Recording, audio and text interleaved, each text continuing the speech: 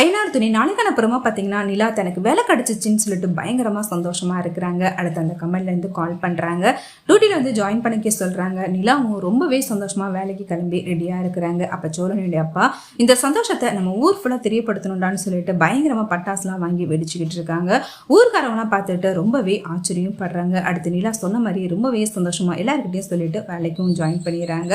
அடுத்து அந்த விஷயம் மனோகர் கேள்விப்பட்டு வேலைக்கு போனால் கண்டிப்பாக அவள் நம்மளை மதிக்கவே மாட்டான், நம்ம நினைப்பு கூட அவளுக்கு இருக்காது, அவள் வேலைக்கு போறதை எப்படியோ தடுக்கணும்னு சொல்லிட்டு தாசை விட்டு அந்த கம்பெனிக்கே கால் பண்ணி நிலாவை வேலையை விட்டு தூக்க சொல்றாங்க. ஆனா அவங்களும் நிலாவுக்கு சப்போர்ட் பண்ணி அவங்க இங்கதான் ஒர்க் பண்ணுவாங்கன்னு சொல்லிடுறாங்க.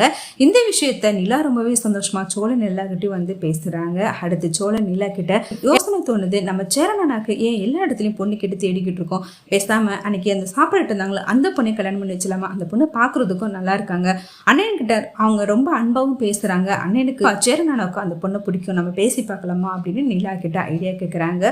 நிலாவும் எனக்கும் சரிதான் தோணுது, சேரனான ஒத்துக்கிட்ட கண்டிப்பாக இந்த கல்யாணத்தை பண்ணி வைக்கலாம்னு சொல்லிட்டு முடிவு பண்ணுறாங்க.